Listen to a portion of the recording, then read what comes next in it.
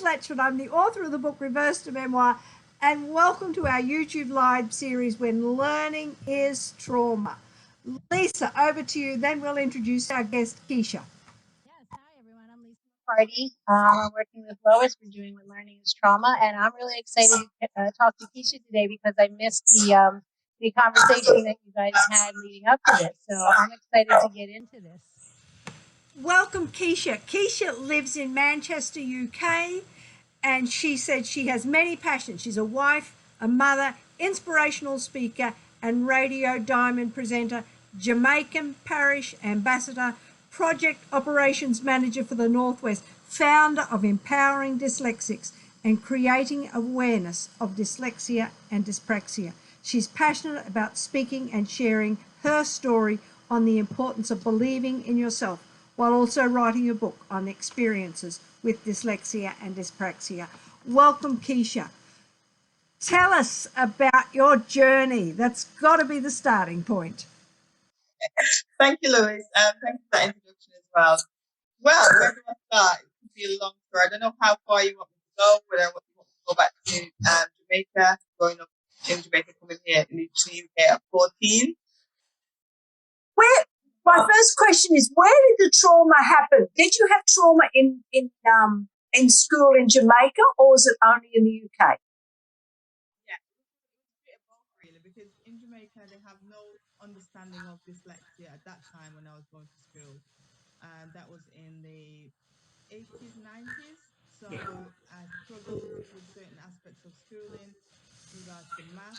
It just wasn't my subject. So I suffered really bad. And until today, I still don't like math because the regime at the time was you get beat if you don't know your math, if you don't know your timetable. So I sort of developed sort of dislike and issues surrounding math. Just couldn't get the hang of it, and going through all of that as well just created it. And then when I came to the UK at 14, I started school, and when I started school, it was just a completely different world, as you can imagine. Coming from the sunshine to the UK is really cold.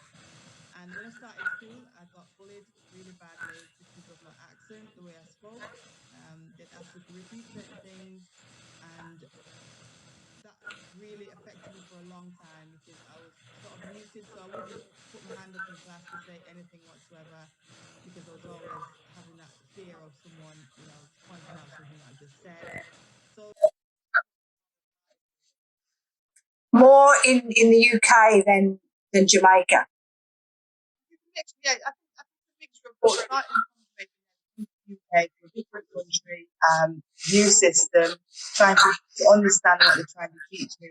Completely different world from where I was coming from. I have it here, and this is the picture. Whoops, I'll take it out of its sleeve. Of the brain when we're learning. And the moment you change schools, let alone countries, I think we're back to here, to stress-free later, before, and that's got to be dealt with before you can begin to learn. Yeah. What I'm hearing from you is that it's just stress, and then you just shut down. Yeah, definitely. And how did you catch up then? What happened to help you catch up? Well, I finished school at 16 in the UK, so I only spent 2 years in the UK schooling system, and then I started college after I finished school, and I didn't come out of school with any substantial qualifications at all, and I was determined to achieve my English because that was my passion. I absolutely love English, and I put myself through college, and I achieved that in the end, and then I got my first job in the corporate world, and after that I carried on into another job. So I just sort of like carried on one to the other and just kept it that way. And then 2008 was the time I decided to study for my degree. And at that age, being 41 and going through life all the way and finding out the last few weeks of your degree that you've got dyslexia, that was a massive life change. Well, that's incredible that one of the questions I have is, how did you survive that?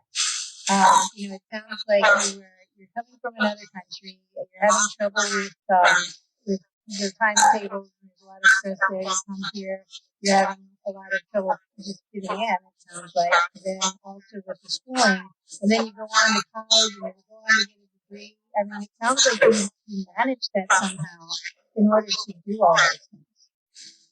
Yeah, because as dyslexic, we sort of create strategies to get through daily life.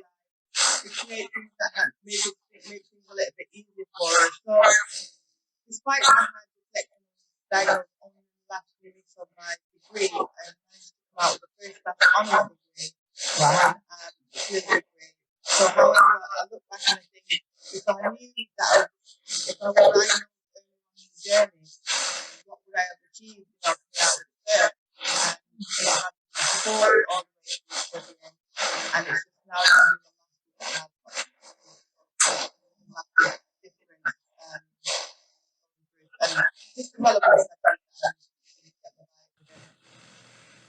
I'm going to want you to talk a little bit about that first, because the American system is quite different to the English system.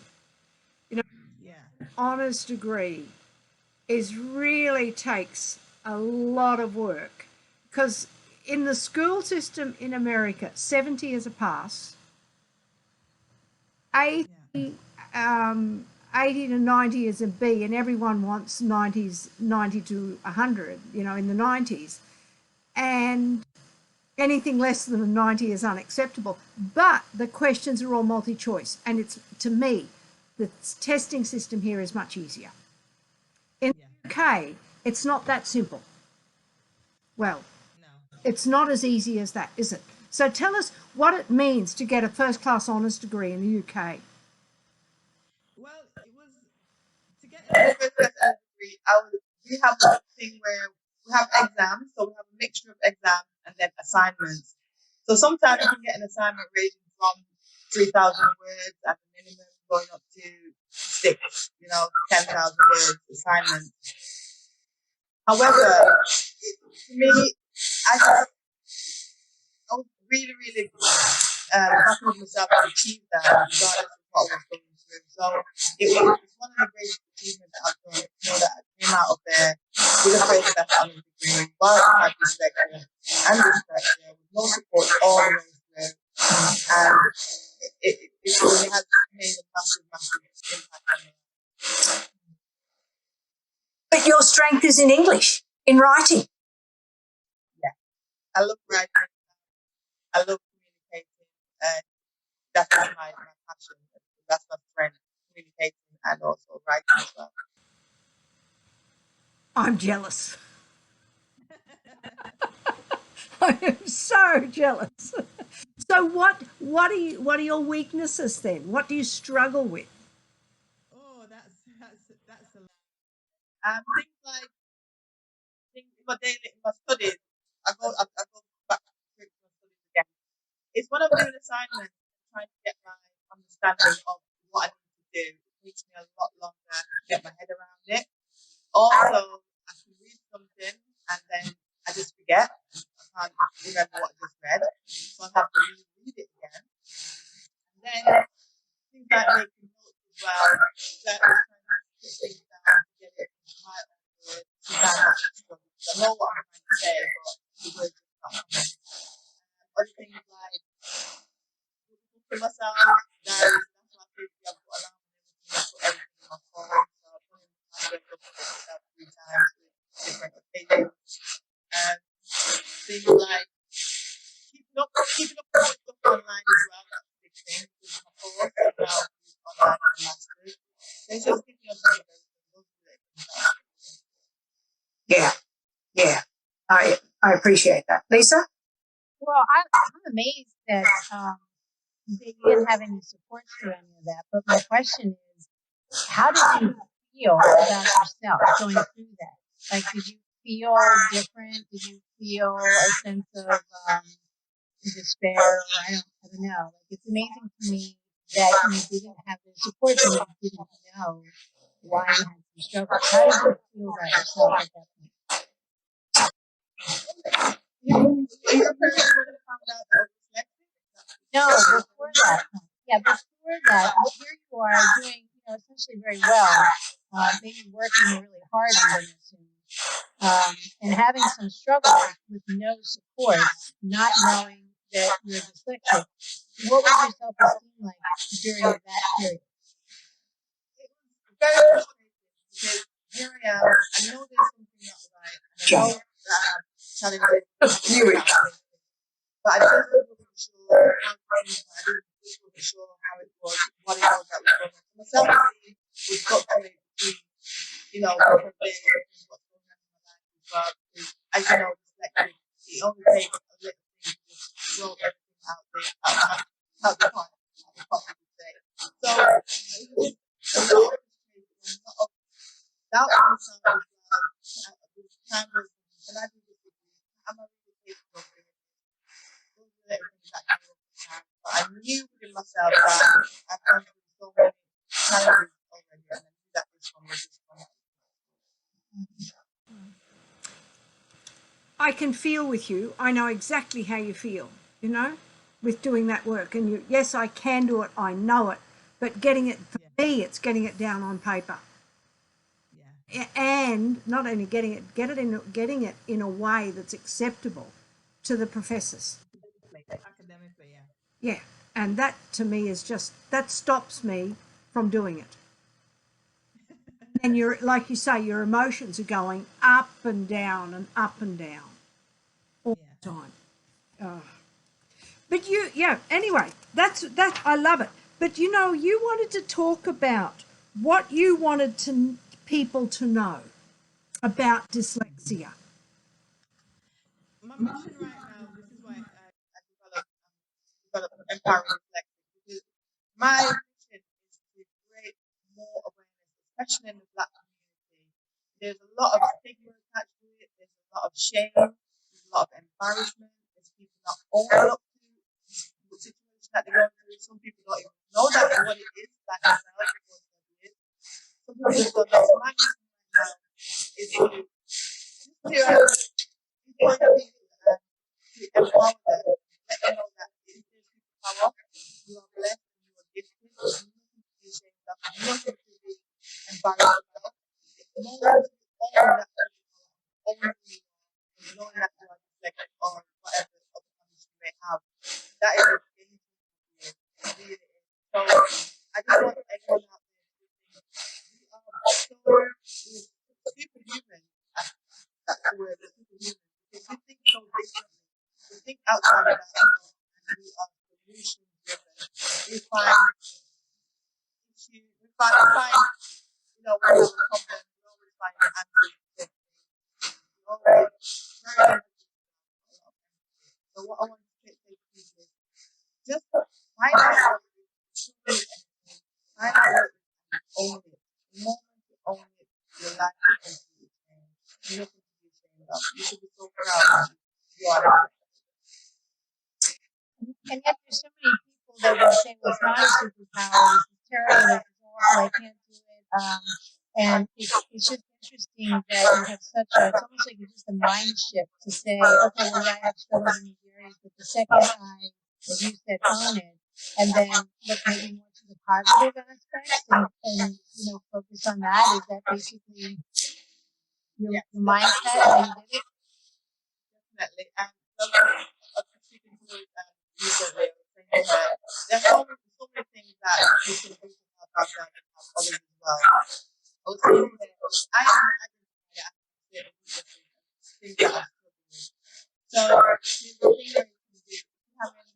If you have one that task or something that you know that you're not very good at, find somebody else who is good at that task and you can do a skill swap where you can do something for them that is really valuable and they can benefit from, and vice versa. So don't look at any challenge or anything or anything that you're not good at. That's fine. It's okay. There's somebody out there that can help you with that. Don't get down with the things that you can't manage. Just look at it as more and the quality of the things that you have. Because the more you can develop the strength that you have, the better you will be, the more successful you will be. I have a question. Do you think that when you came to the UK, you mentioned that you had a different accent, I guess, and that you were sort of singled out and you said bullied. Do you think that experience, in a sense, toughened you up for the rest of it? Yeah, definitely. After that, after going down struggling, I sort of developed really resilient because I was in the country on my own. My parents were still in Jamaica, my family, only few family here. So I had to build that resilience, get through everything that I need to go through. So I put myself in college, I myself a first job, get myself a local government, all those things that I did for myself. So definitely. Wow, that's incredible. You were there by yourself with no support at 14. I take my that's phenomenal. But having my immediate family, brothers, sisters, mom, dad, they're all grandparents, they're all in Jamaica, they're all in Jamaica at the time. So it was minimal support that I had. So I did most everything for myself. Were you in boarding school? No. I was in normal regular school. And where did you live then? At the time, I lived in the Midlands first. So I lived with my aunt, Right. and then my grandma. So those are the only really immediate family that I had. Yeah. So, Keisha, when you're in school, there's a lot of dyslexic learners who are struggling. They tend to either hide or they act out. Did you have any? What were you like in school? In school, I was the one that was, especially in the UK, and I was sort of muted for a long time. Muted for the fact that I was scared of talking up, I was scared of saying things. So I was the one that was hiding, that was the fast guy. Yeah. So you just shut down basically. And you, yeah. It blows my mind really that we allow people to just sit at the back of the class. And I go back to Martin Bloomfield, and what he says is the way we treat people like you. We then say it's acceptable for that child to be quiet and for us to put her down and mock her because she doesn't have an accent like that. That's the part that really breaks me apart. That find as adults and other children that no one pulls up and said, can we deal with this in a much better way and in a much more inclusive way? I mean, as you know, children can be and at the time, it's really hard when there's a frame, it's hard to see what's going on at the time. It's absolutely horrendous, not a nice experience. So. What's amazing too to me that you didn't self-medicate in a way. These are the folks that I tend to see as adults where they've had struggles, and unfortunately, their defense mechanism maybe was to pick up substances and self-medicate basically. And I just find that really incredible that you were really. I mean, I think dyslexic people in general are very resilient people. They really are hardworking and resilient, but unfortunately, sometimes they just get so exasperated and basically shut down and give up. And or they don't, like you did. And I just find that so encouraging and just incredible that you had that stick-to-itiveness and grit to essentially just keep pushing through, to get where you wanted to go. But to know that, did you always have that positive frame of mind to look for your strengths when you were in lower school? I don't know what you call it. Yeah, it's secondary school that I was in.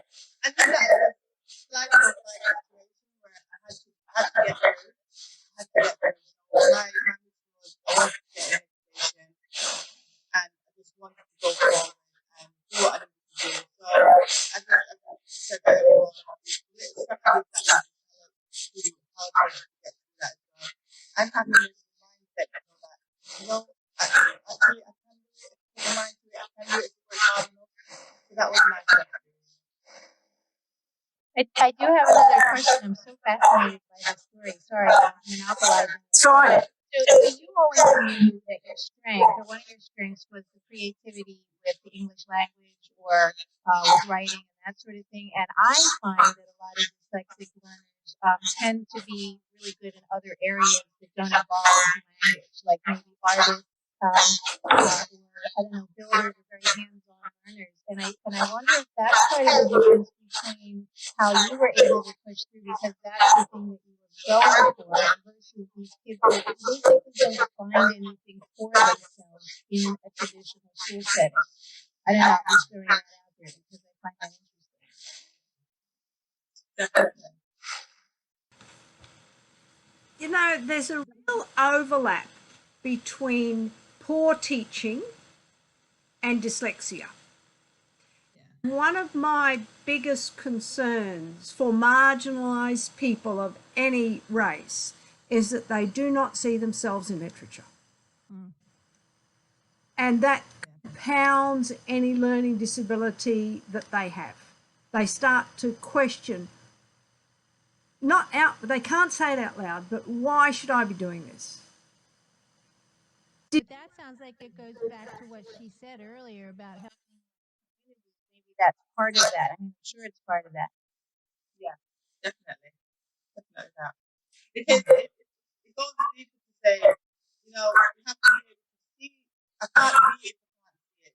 That's the thing, you know. And it's important that we have role models, important that we have relatives, people in high places, having these conversations, talking about it, because that's where you're there's so much more work to be done, especially here in the UK as well, and in the schools, colleges, universities, workplaces, so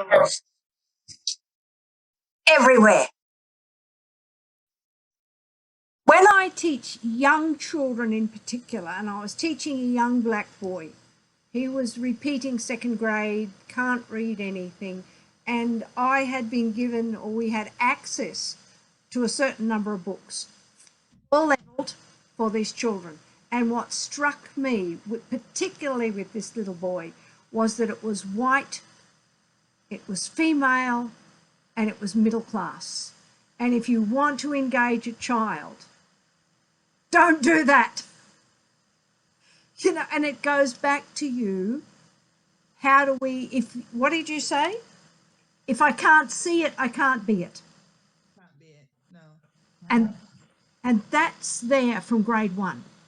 So we're alienating people from grade one. So what we want is right at the beginning, teachers should be taking pictures of children and of their where they live and their community, to say, there you are, you're part of it, instead of excluding. I mean, we've got such a shift to make in the teaching of language and the teaching of children. To be included. Yeah, definitely. It's finding out what makes that child tick, finding out their strengths, what they're interested in, what you know, it's no point in telling them to be doing certain things, certain subjects, and they're not interested. They're not gonna stick with it. They're just gonna play up or act as you know, some school saying, and then they lead to behaviour problems, then into exclusion, and then they get caught up in the system, drop out, not going to college, not doing this, still not knowing what's wrong. And only those who have made the step to say, you know, I'm going to go to college and I'm going to go to university. What I've seen is a massive amount of people have been diagnosed and it's went in higher education. So it's universities, one of the programs that that's when they get diagnosed. And that is a shame, a massive shame, and a massive loss to society as well. Because productivity, you know, it's so much to talk about. I mean, I totally agree with you. I don't understand how we do it for so long and we're not recognising, you know, it's found the cost. It's foundational for children's lives. Yeah. You know, Yeah. why can they do it in university? Why can they diagnose in university and not at fourth or fifth grade or second or third grade? You know, what mind shift there? What I think we say is the awareness, the knowledge, the understanding. And within schools, you need teachers who really understand what they need to look out for. You know, there's so many children who are just flipping through the net because because the teacher is a loss because they don't understand what it is that's going on. And the only thing they can do it now is that child is saying, look, we're going to be putting the red card on or whatever. And it's not that. You need to look into what it is that, why. Yeah. They are coming to that classroom to reflect what's going on. Using that going on. Find the practice. Move the attention from that. Yeah. Yeah. I mean, I feel like dyslexic learners tend to have pretty common characteristics, a lot of variation. The very common characteristics that you tend to see the same patterns over and over again. And I don't know if it's because I've been studying this for a while, but I think that teachers have got to see pretty much the same patterns as well. And the fact that they don't recognize this is mind-boggling to me. I mean, I find frustration with that because you don't, I mean, the teachers don't get training in this, and I wish that they did, but I feel like you're seeing like the same things sort of over and over again, and all you have to do with most of these class clowns, for example, is go look at their reading scores or see how are they writing. And it's kind of, it's very similar with variation. So it's not so clean cut, but you do see these patterns. I don't know why they don't recognize the patterns. Yeah. But I think the difference between diagnosing school at an early age and going to university is really anyway. They have a disability unit, so they have a disability skills area, and that's where most people get. So in schools, they will say we have got the budget to get the child tested, there's over £300, we have the child tested, they're spending very good to do more. So those are a lot of things that are yeah, and that's true. We talked a little bit about that last week about the fact that in America, anyway, it's really much easier to get a diagnosis of ADHD, and then the schools basically say, well, to the parent care, you take them to the family doctor. And again, some of these kids really could benefit from those types of medications, but they don't always help the way they should, because the other problem really is that they have these different patterns of thinking, and I would say dyslexic learners, you really do tend to, and we know this from science, they tend to process this language information differently. And I feel like that's the pattern that you can see, and that they don't want to, I don't know, I get frustrated, I get very frustrated by that.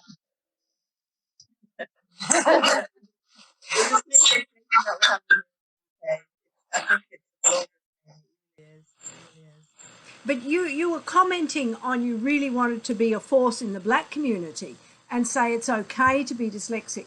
From what I've read about numbers in the US, the people who are diagnosed with dyslexia or a learning disability are often white and middle class. Yeah. This is where a lot of change needs to go, because I can honestly say, since I started doing, I created the Facebook group that I run now in April, that's coming up to a year now, April just coming. And when I put that out and I started to talk about my own dyslexia, so many people within the black community reached out to me and said, I've had this and I've kept it quiet, silent about it. That's what I'm trying to say about the stigma that's attached to it. It's shame to come forward and say, I've got dyslexia. It's only when I started putting it out there that no one really told me. We started to open up and come out with it. So much work to be done, and that is the mission. Yeah. And to be inclusive and part of, the whole dyslexic world is not just these particular colour people, but it's a whole range. Yeah. And that's what we want to get across. And the trauma, and I think when you haven't acknowledged it, then you're not acknowledging the trauma that comes with it either. No. And that's a real shame, because to be going through it, say you don't get diagnosed in like myself early on, and you carry on 60s, 70s, 80s, you never get diagnosed. You carry all that all the way through your life without not knowing anything, not being able to do anything about it, you just don't know what it is. Yeah. Well, My mother came to me and she was 75 and said, Lois, I needed help like you're giving your son when I was in. Wow. Wow. And that's the first time that she had openly acknowledged, to me anyway, that she had had a problem. But it's, and then I was then similar age to you. And then you look back on her life and you see, these are the little pieces that all came together. Yeah, my mother has it, I have it, my son has it. Two of my sons have learning disabilities or dyslexia. Yeah. That's a big thing as well, the hereditary side of it. Because when I had my assessment done, my diagnosis done, I identified that my mom is dyslexic, my dad is dyslexic, just from the test that I was doing. Wow, because I know that they can read but not very well, and struggle with a lot of things, especially Jamaica. I'm also involved in the Jamaica Dyslexia Association because there's a massive lack of understanding out there. I thought the UK was behind us. I was It's non-existent. Yeah, yeah. Are your children dyslexic? Yeah, I have my child. My first daughter is 19. She is dyspraxic, got dyspraxia, and I've got twins as well. And I have to keep an eye on, especially girls, twins, because I can identify certain things with regards to dyspraxia, especially dyspraxia as well, and the fear of math and all of that. I'm sort of like seeing it played out in her, saying that was happening to me. So she's the next one to look into getting diagnosed as well. So what have you been able to do to help them and stay in school and enjoy school? Well, her daughter, she was diagnosed. She was the same. We go to the same university. She diagnosed.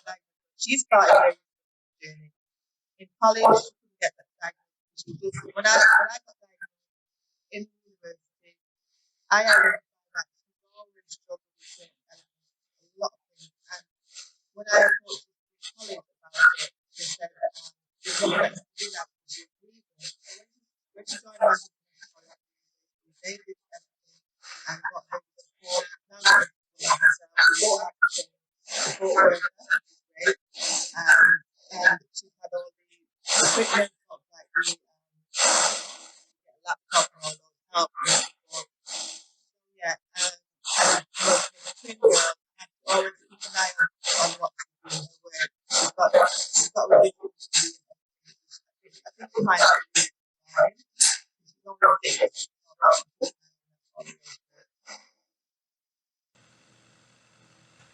Reach out to me if you need some help. Thank you. Thank you. Because I definitely will look for that. yeah, well, you know, there's no reason why children shouldn't learn to read. But then again, saying that there's a number of things that don't happen because we have this fixed mindset on what has to happen, as opposed to the depth. That's another story. We're talking about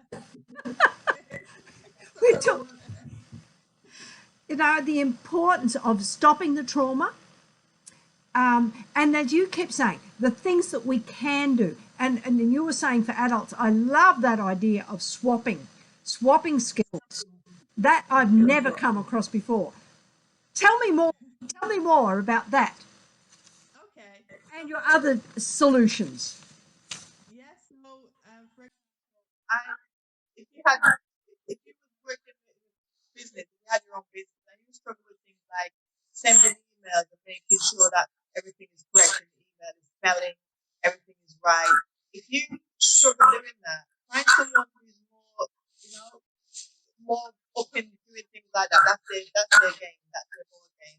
If you're not artistic in regards to creating things like flyers, give somebody else find something else that you can do for them. Get them to do your flyer. You just swap things like that. And things like, what, for example, yeah, check your work. Because that's how I got identified. Always get someone to check your work when you study, especially with assignments. Because what happened was, I got my work checked online by a lady when I was doing my degree.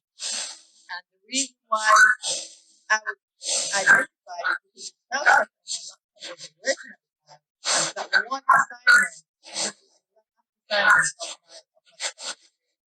she identified it, so she knew to see it. So it's just about just being aware, just keep aware of it, keep abreast of everything that's going on, and just don't think that you're totally okay. Find somebody who can do a better job than you can, and find something that you can do the same for them. That would just be it. Just reciprocal. What did you say when she pointed that out to you? It's such a life change. I come over at home, she said to me, Keisha, I didn't know that you're dyslexic. And it was like, and I looked in the movie, that so the part that she's doing, it's like, wow. And because at the end of leaving, I had to start going straight away. Really good stuff. And I got diagnosed with my life. So when she said it to me, wow, so that's what I've been all along. Did you know what dyslexia was at that point? I had friends, and I when you said that, kind of thinking, I don't know what that is, but I don't really go deep into it. Yeah. Aware of what it is. So I just let it go. And that changed everything. Yeah, it's interesting because we find that people don't really quite understand dyslexia across the board. And so that's one of the reasons we're doing all this is to bring awareness to that's what it is, those patterns of relative weaknesses and strengths that you see. And there's certain characteristics, like just as the person in the library could see there's certain things you can look at pretty quickly.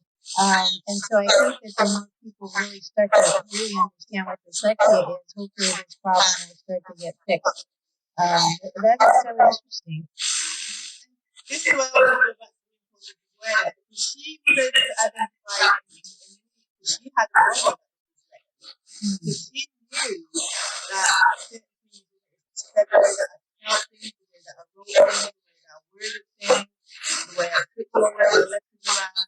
She was able to identify that. So if she hadn't had the awareness from her own work, she wouldn't be able to identify herself, and others that could identify it as well. It's interesting that you had heard this word and then it's almost like we shut it out, isn't it? And we don't ask any questions. Answer. Yeah. But I feel like people think they know what it is. They'll say, "Oh yeah, I've heard that before." That's that thing where they read backwards. And that's where it stops. More than likely, 9 times out of 10, it's always a negative aspect. Like, oh, stupid, okay, oh, it's that narrative that say, oh, what's somebody like, wow, superstar, that's a superpower, that's a superpower. Yeah, that's a good point. I do have people that get a little bit nervous about saying it's my superpower because they think they don't want to put that pressure on somebody and feel like, oh, I have to be like Superman now. But I do think it's so important to highlight those positive aspects because then more people would be not ashamed to say, maybe even in just identifying in different communities to say, hey, I'm proud to be dyslexic. I don't think we're quite there yet with that knowledge to say. Is that an understatement? So this is actually a good thing. When I talk about dyslexia, I say dyslexic learner.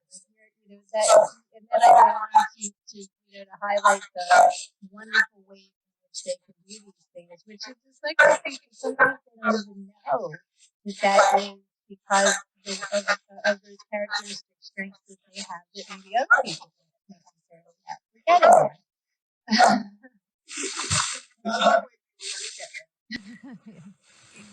As you say these things, I mean, I'm right in the same position as you, and I haven't done a swap of my skills because it means identifying my weaknesses. Writing is a real struggle for me. But one of the things that I have done, because I know I have to write more in journals is reached out to a professor and said, will you write with me?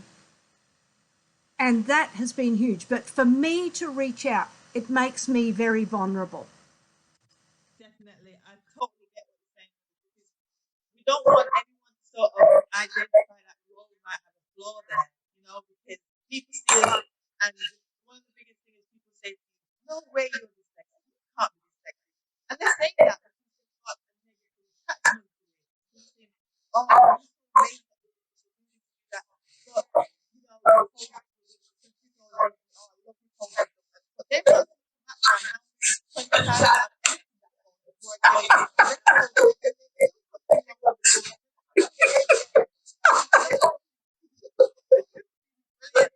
before I get of what I do, and so well. That doesn't mean that I'm stupid. Nothing to do with that. That's not superpower. Yeah. Well, Laura was saying that she has trouble with writing. Wow, because like you're a brilliant writer, and that's exactly what you're saying. I didn't see how long it took her to get it down, or how many times she revised it, or whatever.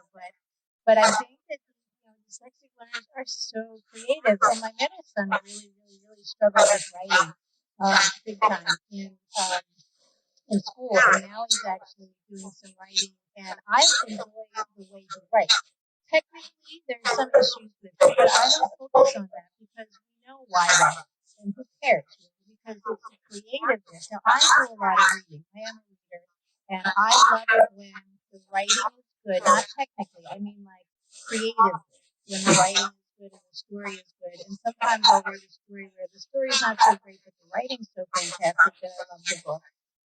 And to me, so I know what I'm talking about when I say I like certain writing, and my son's writing is entertaining in that way that I would like to read it, even though he really struggled with it. And so again, I don't point out all the little, oh, you meant this more instead of that more, or this there instead of that there, because it's not helpful. It's not like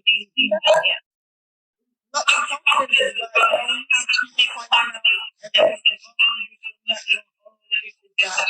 It's not self-conscious. So, there's a lot of arguments around this. And people picking up on this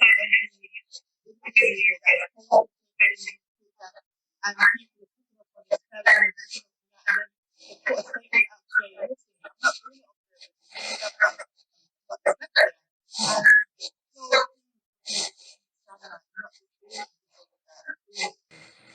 There's something with the reason. I saw that. I saw those posts on that. And we have a question. Some say that dyslexia can be like a superpower. What are your thoughts on that? That's from Chris, who talks to us every week, which is phenomenal. What are your thoughts on being a superpower? Like a superpower? Well, my superpower is I'm creative in other ways. I might not be able to put things the way that I do it. I can do it. However, about as I've gone back to it always, it's realizing that I do what I do on purpose. I'm and if you look at all the people, it's 35% of that is, and why is it like things that you're not strong at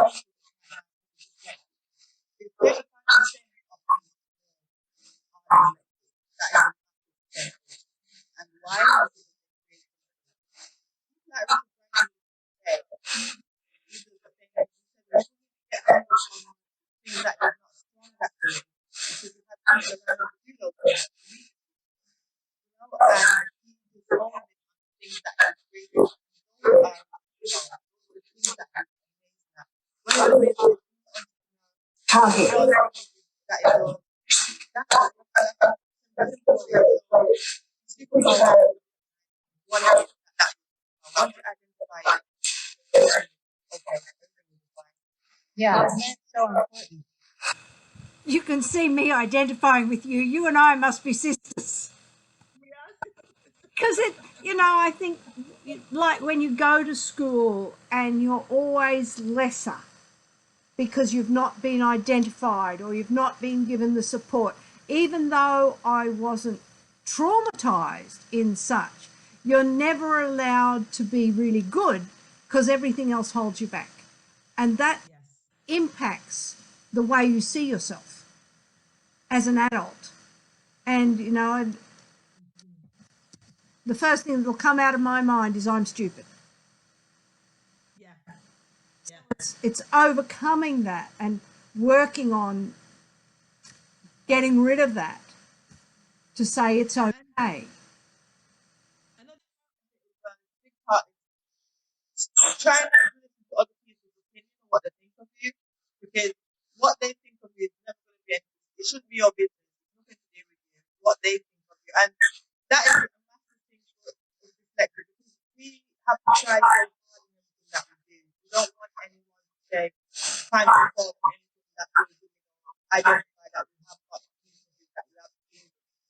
It really is. Yeah. That's totally conversation as well. Yeah, yeah, but it all comes together from the way we are seen early on and Yeah. the way people react to us and we get put down, and then you've got, Mm-hmm. like you say, be persistent and come out of that. I mean, my Yeah. persistence, I think, is the only thing that got me through college, through school and college and all my education was Yeah. sheer pig-headedness, really, more than anything else. So I think we have another question here. What is it? How would you say this could be used for students dealing with bad professors? How can you use your superpower to deal with students dealing with bad professors? Oh, That's a loaded question. yeah. It's let it understand, let them understand your situation, what it is that you're going through, and all the things that you might be struggling with, all the things that you might not be too good at. It's letting teachers, lecturers, professors all know that this person, the work that you're marking for them here is a dyslexic learner. So be creative in regards to marking. They're not doing it on purpose. So the more professors can have an understanding of them, show them what your strengths are, tell them what works best for you, and identify what happens to you. So the professor will not know what they're going to do to actually open and tell them. So it's important to have that dialogue, have that conversation, and let them understand you do things and you are where you are because of this. To answer the question as well. I think it also helps if you, like you say, you have documentation. Yes, yes, that's key as well. Because without getting support, we have the DSA in the UK, which is called Stable Student Allowance. And if you haven't got a diagnosis and that piece of paper to show that you have it, you won't get the support that you should get. So that is key. And that is one of those. I'm always honing the idea of getting a diagnosis. Getting a diagnosis is key for everything. Because everyone can say that they're dyslexic, but you have got to do that. It's not a lot of Before you were diagnosed, did you go to the professors and advocate for yourself before you had the diagnosis? No, because I didn't identify what it was or anything. So I wasn't able to go to anything. I just got on with it. Yeah, I was just wondering because it sounds like you need a little bit of self-understanding in order to do that.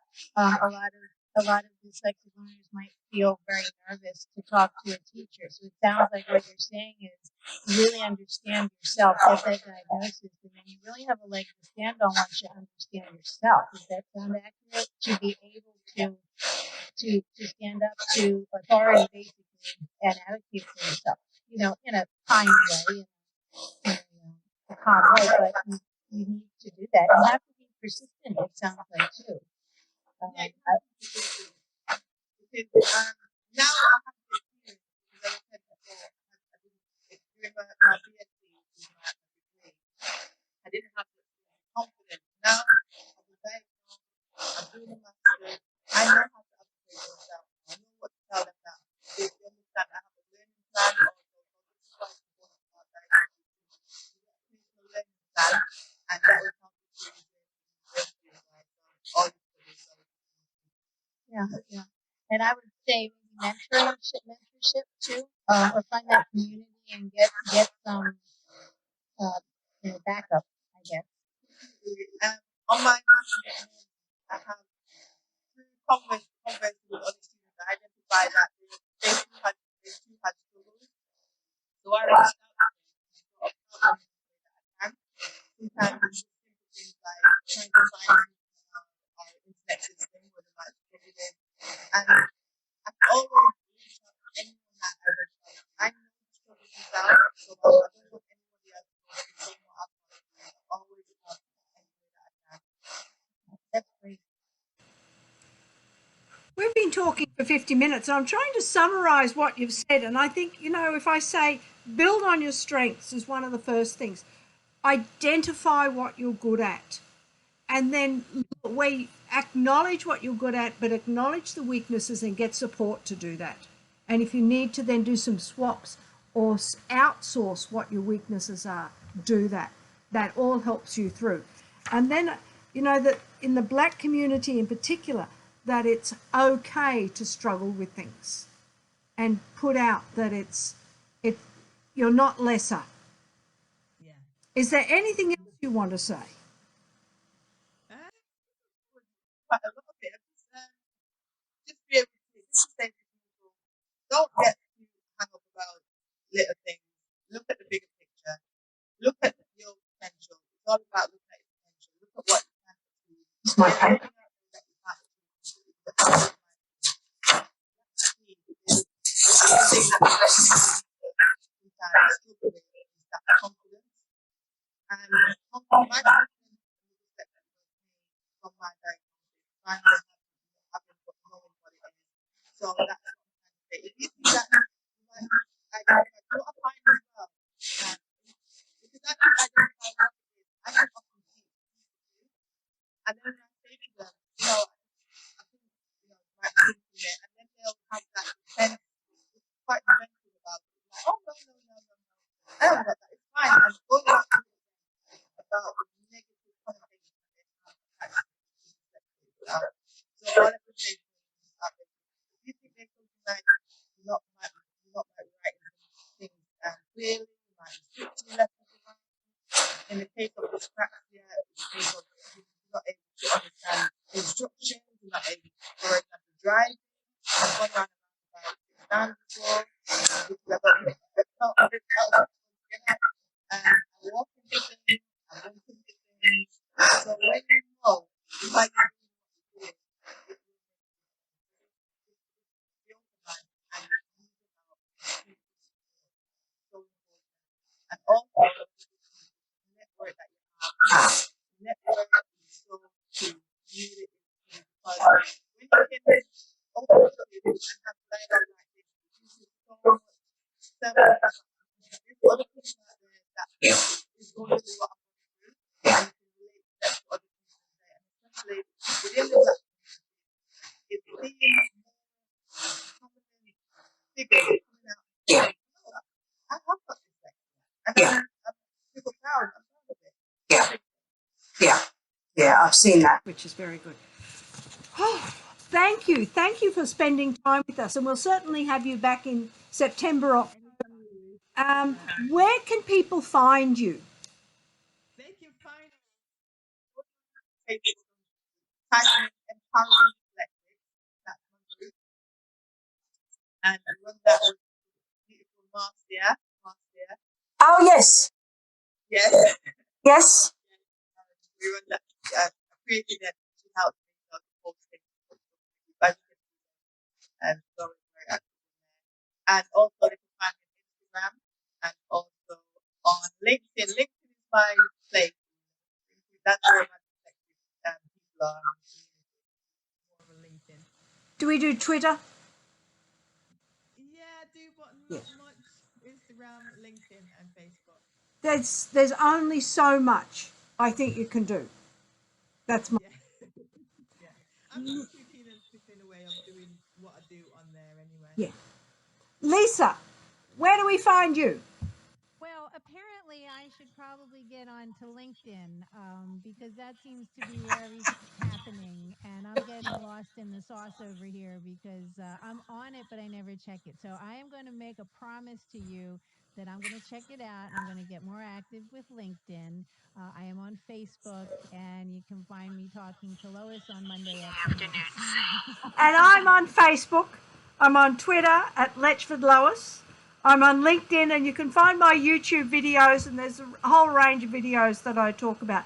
And I have to thank my son Isaac for all his technical support, because it wouldn't happen without him, and his buddy Chris, who does my editing.